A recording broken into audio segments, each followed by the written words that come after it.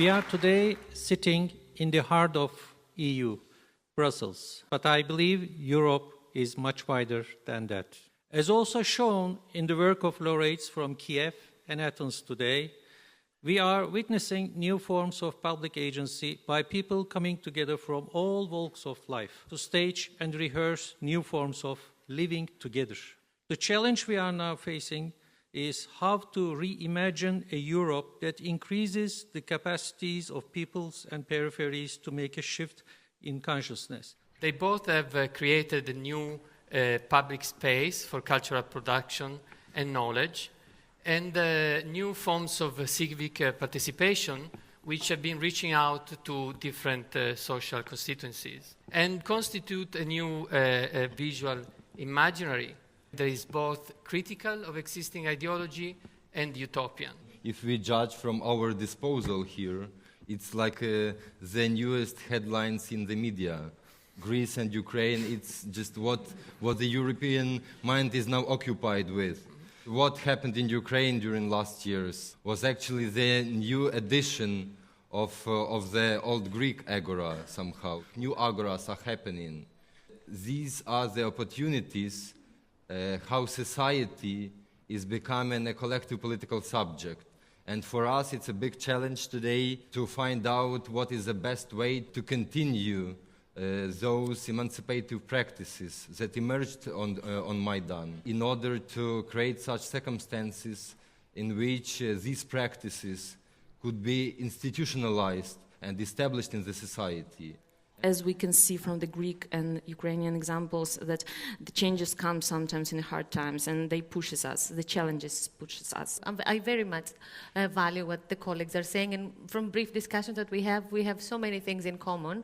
Although I have to stress that we are two different images of Europe, but they have a common denominator, let's say, in terms of how we self-organize ourselves. The political stakes at the moment are very different. Everything I would say that defines who we are at the moment is that we embraced all these antinomies, all these dichotomies, let's say, and we try to present them and not hide them, because usually, particularly also in Greece, when we're doing big events like the Olympic Games or peripheral events, we're trying to hide who we are under a very big, thick red carpet. Underneath it was ruins, and then on top it was like this exquisite thing that was getting ruined anyway because we couldn't use it afterwards also. You both, as art institution or cultural producer, you have to somehow rethink your notion of the public in relationship to the crisis of the public as intended as a political public.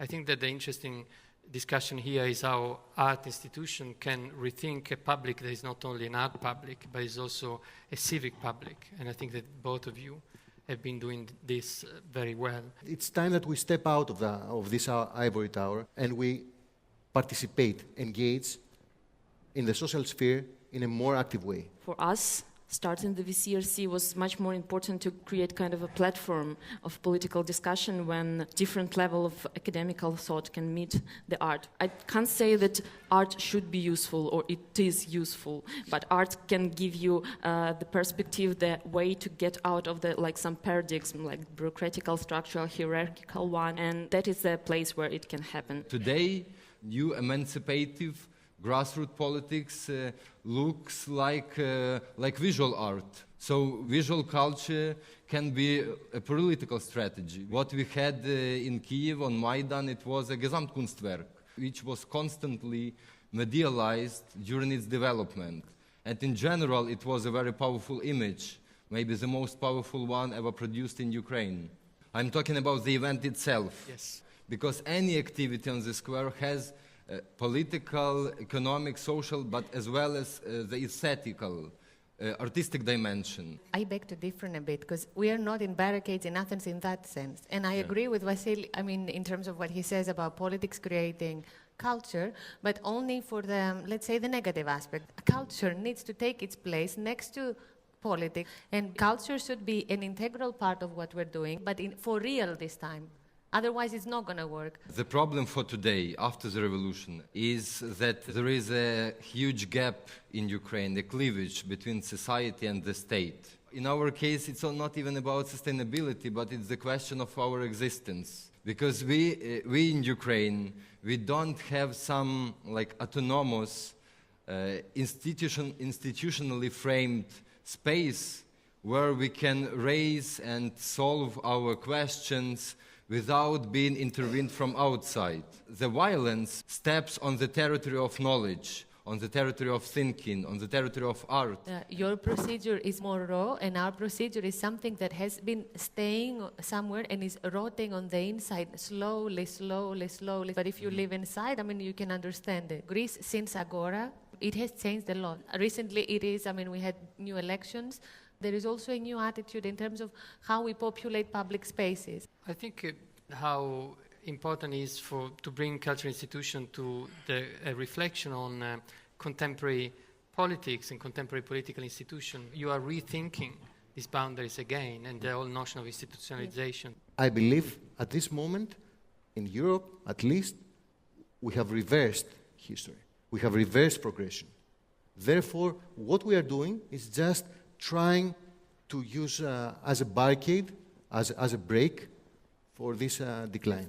We always have to understand which kind of Europe. Ukrainians also was fighting not for the Europe which does exist, but which should be happen. Europe was challenged by Maidan, by Ukrainian revolution, because those problems that Ukrainian revolution revealed are not only Ukrainian problems, they are also European problems.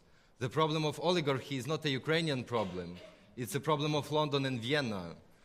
A lot of things that Europe is facing today is because Maidan is asking for something. And now Europe has to decide.